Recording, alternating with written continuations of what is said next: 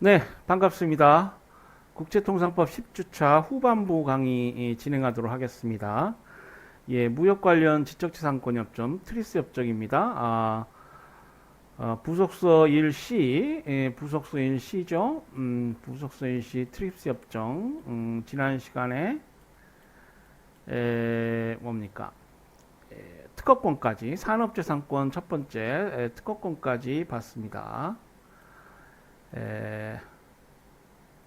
자, 이번 시간에는 이제 상표권서부터 보도록 하겠습니다. 예.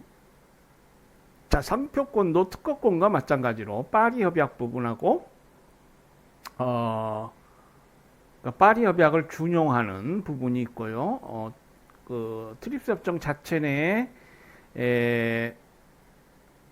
그 상표권에 관한 규정을 새롭게 더하고 있는 부분이 있습니다. 그러니까 우리 지난 시간에 특허권 관련하여서 역시 똑같은 그러한 구조로 되어 있습니다. 상표권에 대한 규정은 준용된 파리 협약상의 규정과 무역 관련 지적재산권 협정 자체 내의 규정으로 이루어진다. 무역 관련 지적재산권 협정에서는 상표권에 관해 기본적으로 파리 협약의 제1조에서 제12조 그리고 제19조를 준용하도록 규정하고 있다. 그리고 본 협정 내에서도 상표권에 관한 규정을 두고 있다. 자, 파리 협약 규정 부분을 보겠습니다. 그러니까 트립스 협정에서 준용하고 있는 파리 협약 규정 부분입니다.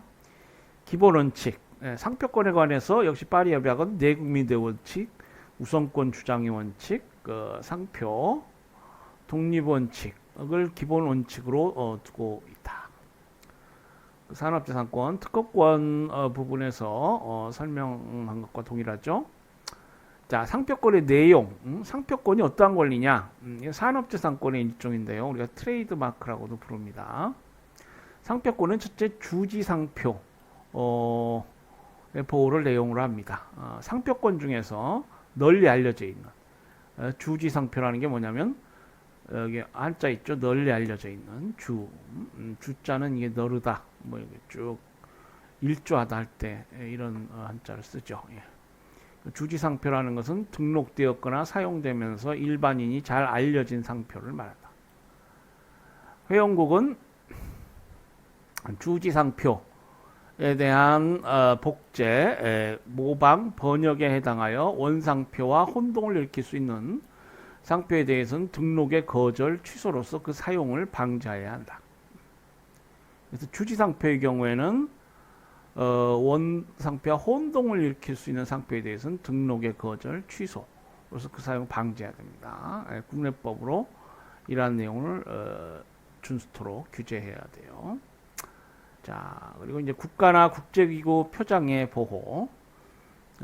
회원국은 국가나 국제기구의 표장, 기장, 공기호와 공공인장 등이나 이에 대한 모방이라고 인정되는 상표나 구성 부분에 대하여 등록의 거절이나 무효 조치로 이에 대한 사용을 금지해야 한다. 그래서 이제 국가나 국제기구 표장을 보호하고 있습니다. 그래서 이제 회원국들은 그 보호를 위해서 등록의 거절 또 무효 조치를 통해서 사용을 금지할 필요가 있을 때는 금지해야 된다는 것입니다. 자, 다음으로 타국 상표의 보호입니다. 회원국은 다른 회원국에서 정당하게 등록된 상표는 자국에서도 출원을 허용하고 보호해야 한다. 예, 그리고 이제 서비스 마크의 보호. 서비스 마크는 상표권 보호의 대상이 된다. 그러나 이에 대하여 등록 제도를 두어야 할 의무는 없다. 예.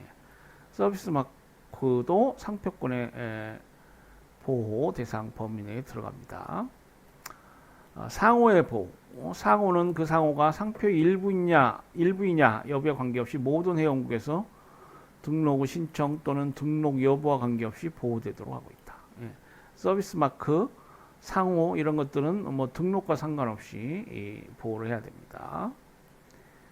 다음 불법 상표의 제재가 있습니다. 불법적으로 상표나 상호를 부착한 상품이 그 상표나 상호에 대한 법률적 보호가 인정되고 있는 회원국에 수입될 때에는 국내 법령에 따라 이를 압류할 수 있다. 그래서 우리나라도 그 외국 짝퉁 상품, 뭐 루이비통이니 그 뉴스에 가끔 나오죠. 우리 경찰이 뭐 압류했다. 예, 우리나라는 그 상표나 상호에 대한 법률적 보호가 인정되고 있는 회원국이죠. 그러니까 국내 법령에 따라 뭐 중국이나 뭐 동남아에서 수입되는 그러한 짝퉁 상품들을 압류하거나 할 수 있습니다. 불법 상표에 대해서 제재를 가할 수가 있어요. 자, 그래서 이제 파리 협약상의 상표권 규정이 그대로 준용이 되고요. 자, 무역 관련 지적재산권 협정, 트립스 협정에서 독자적으로 두고 있는 조항들은 어떠냐? 보면은 지금 트립스 협정은 보호 대상과 등록에 관해서 규정을 하고 있습니다. 그러니까 보호받을 수 있는 대상으로서의 상표는 다른 사업자의 상품이나 서비스와 식별되는 특정 사업자의 상품이나 서비스에 대한 표지나 표지 결합으로 규정된다. 예, 성명, 문자, 숫자, 도형, 색채의 조합 등의 표지나 표지 조합은 상표로서 등록 후 대상이 될 수 있다. 그러나 표지만으로 관련 상품이나 서비스를 식별할 수 없는 경우 그 상표의 사용에 하여 얻어진 독자성을 등록 자격으로 인정할 수도 있다. 예, 이게 트립스 협정에 그대로 규정하고 있는 사항입니다. 예, 우리 교재에 들어와 있어요. 나중에 그 원문으로 한번 보시면 좋은데 기회가 되면 한번 보도록 하겠습니다. 또한 회원국은 시각적으로 인식될 수 있는 기호에 대해서만 등록하도록 할 수도 있다. 그리고 회원국은 그 근거와 파리 협약 규정이 벗어나지 않는 한 독자적인 이유로서 등록을 거절할 수 있으며 사용을 등록 요건으로 할 수 있다. 사용하지 않는 상표 같은 거 이런 건 등록 시 뭐 거부 사유가 된다. 뭐 가능하다는 얘기입니다. 예, 그러니까 파리 협약 규정이 벗어나지 않으면 어떤 독자적인 이유로 등록을 거절할 수 있습니다. 그러나 대상 상표가 실제 사용되고 있음을 등록 요건으로 할 수는 없다. 또 회원국은 등록 신청일로부터 3년 이내에 원래 목적대로 사용되지 않았다는 이유만으로 신청을 거절할 수 없다. 상표가 사용될 상품이나 서비스의 성질을 이유로 등록상의 장애가 주어져서는 안 된다. 상표가 어떤 상품에 사용되느냐, 좀 공익상 문제가 있는 서비스다, 뭐 그렇다고 해서 등록상 장애가 주어져서는 안 됩니다. 물론 그게 이제 불법인 경우는 다뤄지겠지만은 이제 공익 목적상 바람직하지 않은 정도로는 등록상 장애가 주어져서는 안 됩니다. 상표의 사용이 등록 유지인 경우에는 상표권자가 정당한 사유 없이 3년 이상 계속적으로 사용하지 않으면 등록을 취소할 수 있다. 그러니까 아까 그 사용을 등록 요건으로 할 수 있다고 그랬죠. 그러니까 법상 이제 사용을 의무할 수 있습니다. 그러나 이게 실제 사용되고 있어야 한다. 뭐 이렇게 요건을 정할 수는 없어요. 그런데 이제 사용을 등록 요건으로 하는 경우에 상표권자가 정당한 사유 없이 3년 이상 계속적으로 사용하지 않으면 등록을 취소할 수 있겠습니다. 이때 상표권자가 아닌 제3자가 상표를 사용하더라도 그 사용이 상표권자의 통제하에 있다면 사용된 것으로 인정됩니다.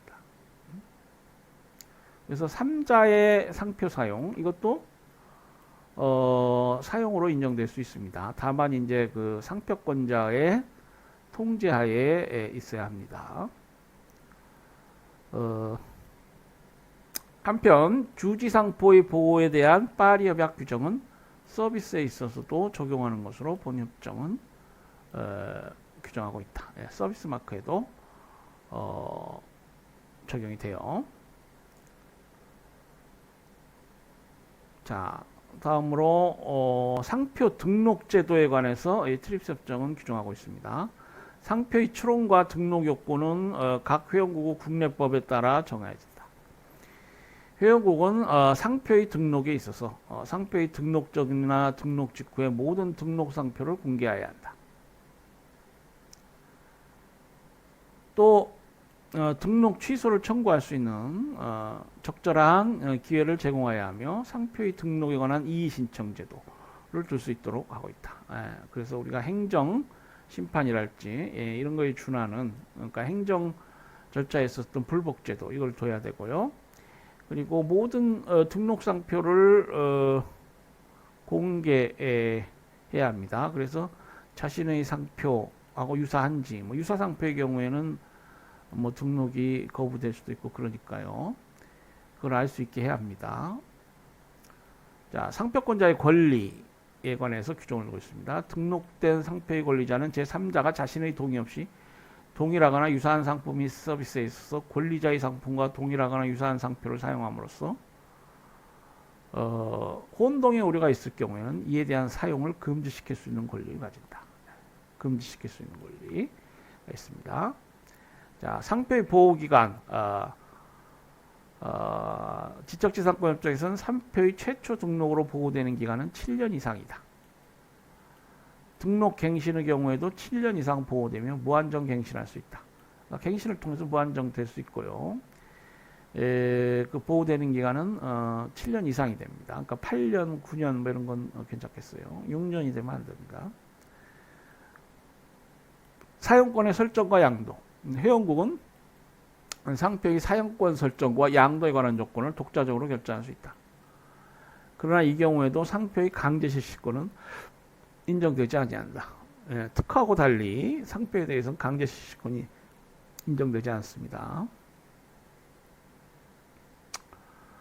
또 등록 상표권자는 영업의 이전 시에 상표를 함께 양도하거나 상표를 분리하여 양도할 수 있는 권리를 갖도록 합니다. 그래서 이런 영업 양도의 경우에 상표의 양도는 등록상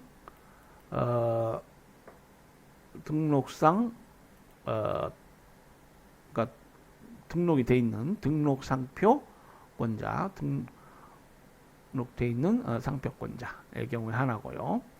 이 상표도 그 재산권의 일종이니까 뭐 사용권 설정, 양도에 관한 조건을 독자적으로 결정할 수 있겠습니다. 다음으로 이제 지리적 표시권에 관한 규정이 있습니다. 원어로는 이제 geographical indication 뭐 이렇게 되어 있는데요. 지리적 표시권이라는 건 어떤 개념이냐? 지리적 표시권이란 상품의 품질, 명성, 특징 등의 지리적 요인에 근거하는 경우 그 지역에서 산출된 상품임을 나타내는 표시를 사용할 수 있는 권한을 의미한다. 그러니까 이제 미국 그러니까 프랑스 보르도산 포도주, 미국 캘리포니아산 포도주, 포도주 유명한 산지죠. 그러니까 그 상품의 품질, 명성, 특징 등이 프랑스 보르도 지방, 미국 캘리포니아 지역 이런 지리적 요인에 근거하고 있습니다. 그런 경우에 이제 상품에 그 지역에서 산출된 상품이다 이런 걸 표시할 수 있는 권한, 이게 이제 지리적 표시권입니다. 예.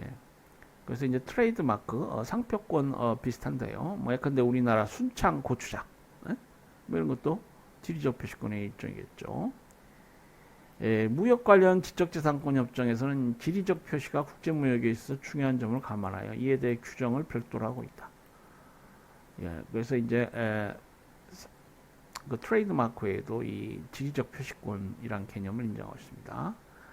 자, 본 협정에 지리적 표시권 규정을 두고 있는 목적은 원산지에 있어서 허위나 오인을 유발시키는 상표의 사용에 의해서 진정한 원산지 상품 생산지나 소비자가 피해를 입는 것을 방지하기 위해서. 그러니까 오인, 잘못된 지리적 표시, 소비자가 피해를 입을 수 있죠. 뭐 보르다산 와인인 줄 알았더니, 캘리포니아산 와인인 줄 알았더니 그게 아니다. 그럼 소비자가 피해를 입을 수 있습니다. 그리고 상품 생산자도 결국 그 팔릴 수 있는 와인, 그 어떤 당연히 뭐 손해를 볼 수 있겠죠. 그 짝퉁 상품으로 인해서 손해를 봅니다.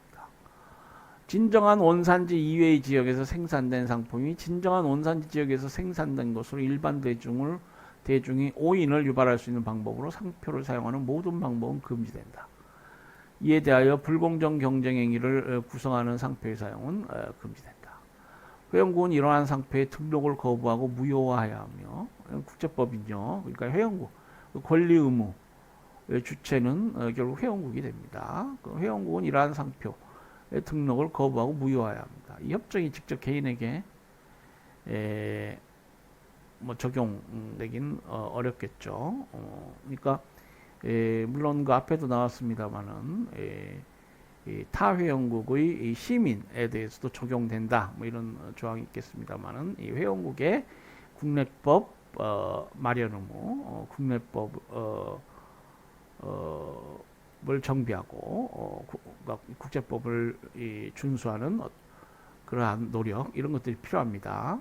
그래서 WTO 이 지리적 표시에 관련된 의무를 다해야 되겠습니다. 상표의 사용을 금지시키는 국내법상의 제재 조치를 취하도록 하고 있다.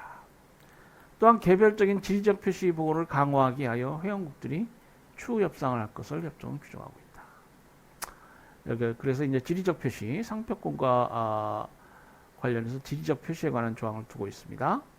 다음으로 산업재산권 또 다른 종류로 의장권이 있습니다. 오너런 인더스트리얼 디자인이라고 하는데 의장권의 보호에 있어서도 특허권의 경우와 마찬가지로 파리 협약이 적용되면 그 내용은 앞에서의 설명과 동일하다. 지적재산권 협정에서는 추가적으로 이제 규정을 두고 있는데, 그러니까 파리 협약을 준용하고 또 독자적으로 이제 의장권에 가서 규정을 두고 있습니다. 의장권의 대상은 신규성이 있거나 독창성이 있고 독립적으로 창작된 산업의장이어야 한다. 산업의장에 있어서 권리자의 동의 없는 복제된 의장의 소지, 의장을 사용한 물품의 제조, 판매, 수입 행위를 금지할 수 있다. 의장권의 보호 기간은 최소 10년이다. 그래서 이제 의장권의 대상이 되는 의장권 요건이라고 할까요?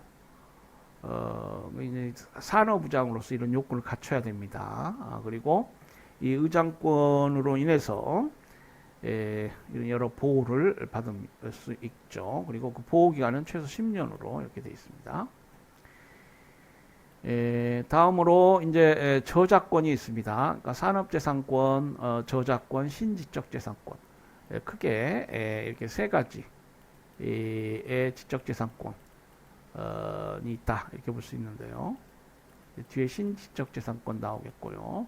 산업재산권은 쭉 우리가 본 대로 뭐 특허권, 상표권, 의장권 이렇게 되겠습니다. 자, 저작권.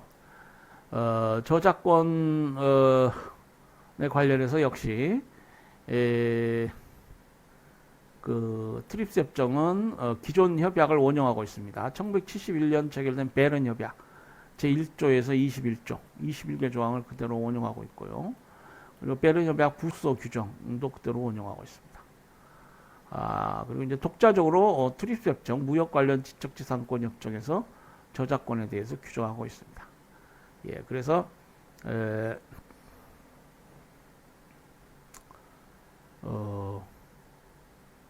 이 앞서 본 산업재산권 관련한 그러니까 규정 방식이 동일합니다.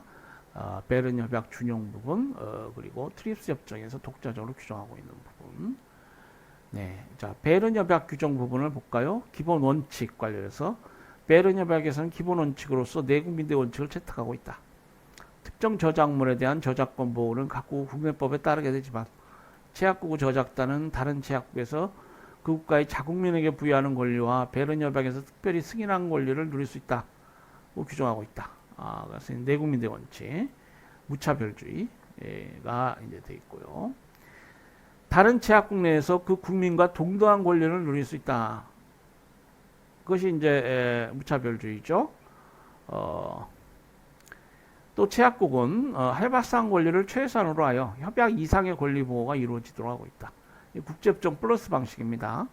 베른 협약에서 보호하고 있는 수준은 최소한 준수해야 되고 그보다 높은 보호 이거는 칭찬받을 일이죠. 한편 비체약국이 체약국 저작자의 저작물에 대한 권리를 적절히 보호하지 못한 경우에는 상호주의 원칙에 따라 그 국가 저작자의 저작물에 대한 권리 보호를 제한할 수 있도록 하고 있다. 그래서 이제 비che약국에 대해 관해서는 상호주의 원칙, 국제법상 상호주의 원칙은 뭐 국내 문제 불간섭 원칙, 그리고 주권 평등의 원칙과 함께 아주 중요한 원칙이 하나입니다. 속지주의 원칙. 그래서 이제 비che약 국가의 관계에서 상호주의 원칙이 규정되어 있고요. 베른 협약상 저작권 대상이 되는 것 보면은 문학 및 예술 저작물, 번역, 번안, 편고, 기타 문학적 예술적 저작물을 개작한 2차적 저작물, 그리고 편집 저작물 등이 있습니다. 이런 것들이 이제 저작권 보호 대상이 돼요. 그래서 예컨대 뭐 요즘 지인인 좋은산 뭐 필력이 좋고 뭐 사회비평 글을 많이 쓰는데요.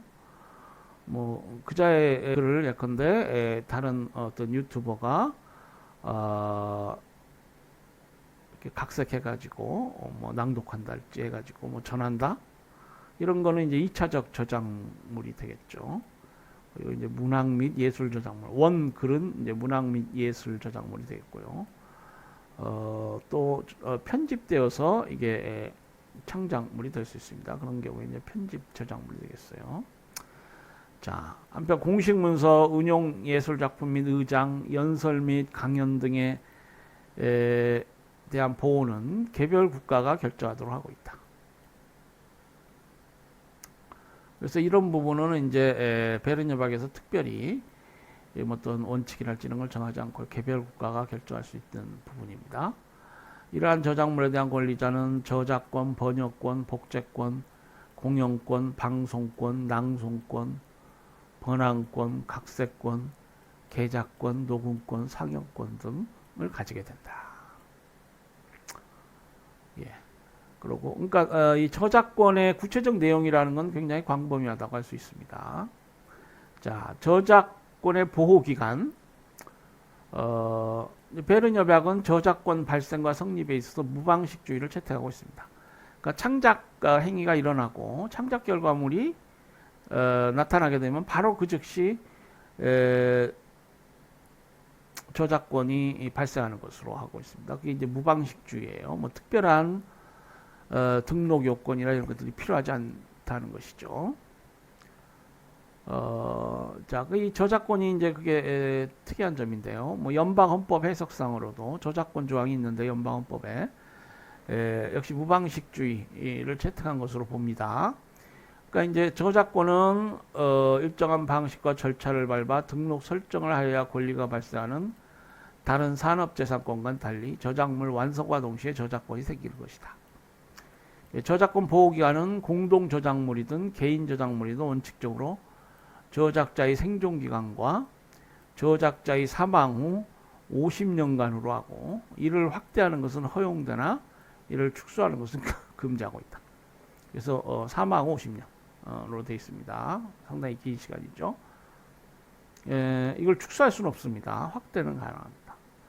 다만 영화 저작물, 무명 또는 익명 저작물에 대해서는 이용 가능일로부터 50년, 사진 저작물과 응용 저작물에 대해서는 제작일로부터 25년의 특례가 인정된다. 그래서 이 저작권 보호 기간 원칙은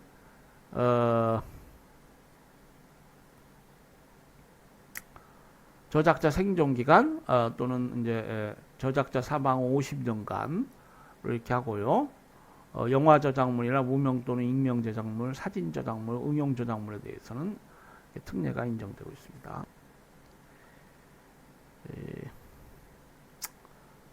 자, 무역 관련 지적재산권 협정상의 규정들 있겠습니다.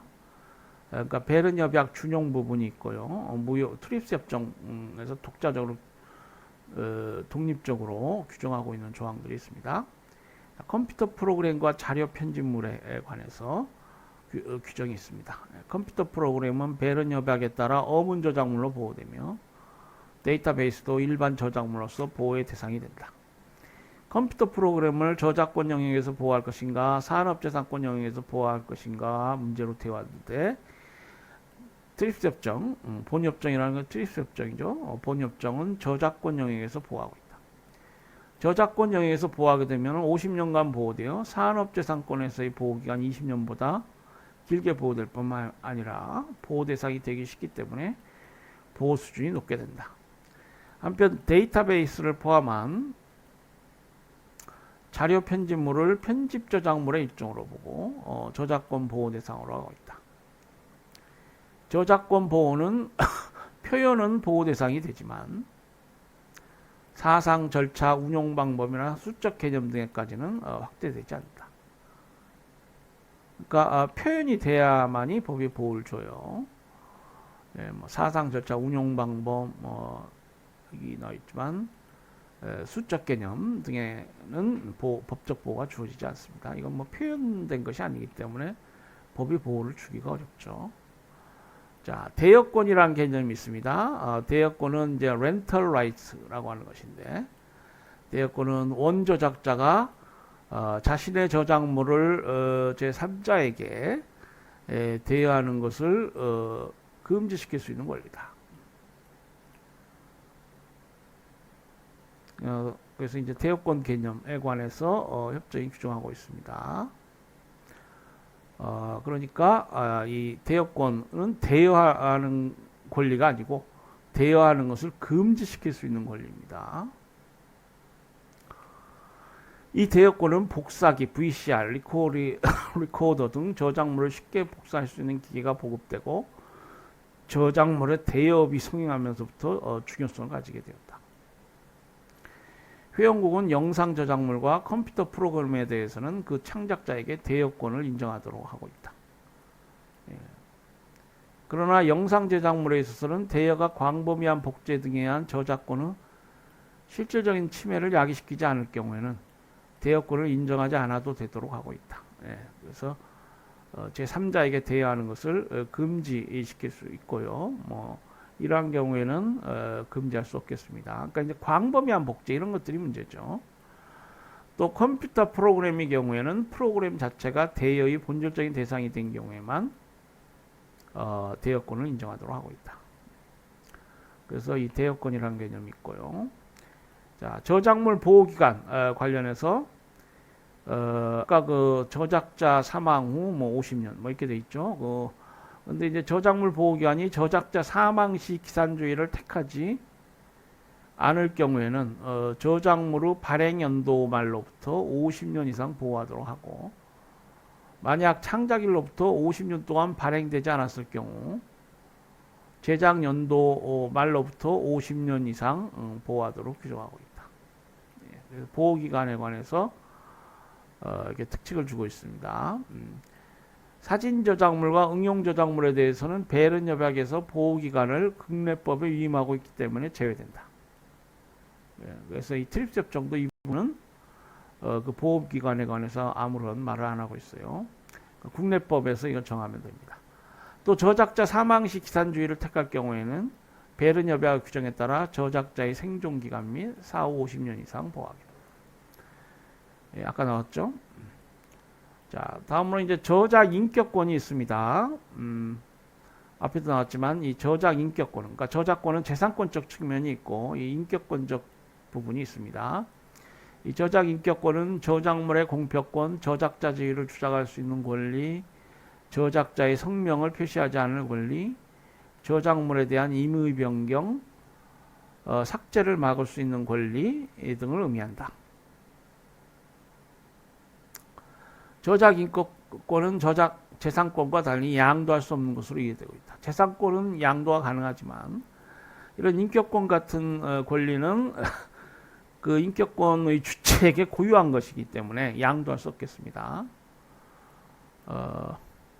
그런데 무역 관련 지적재산권 협정에서는 베른 협약상의 저작 인정권을 적용하지 않다. 이게 명시적으로 배제하는 규정이 있습니다. 그러니까 이게 무역 관련한 것이니까요. 저작권법이 아니고 무역 관련해서 지적재산권 보호 문제를 다룹니다. 그러니까 인격권 부분은 배제하고 있어요. 그래서 저작권 슬립스 협정에서 저작권을 보호한다 할 때는 저작 재산권만을 의미합니다.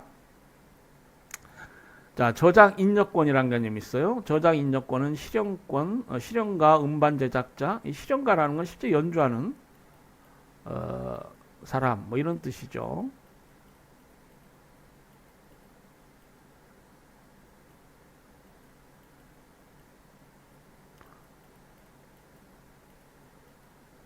실현가, 음반 제작자, 방송 사업자에 대하여 인정되는 권리다.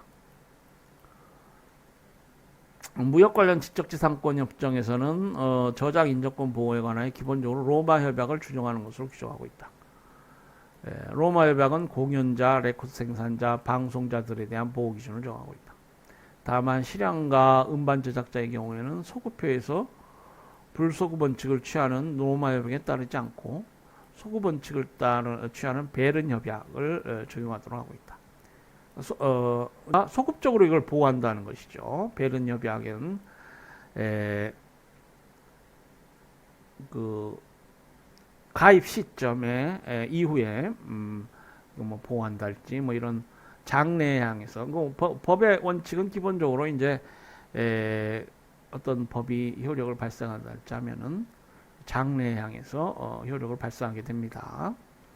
그런데 특히 이제 그 불이익 처분을 행하는 형법이나 뭐 조세법에 의해서 이 소급입법은 이제 헌법에 의해서 금지되는 것인데요. 이건 이제 적극적으로 이게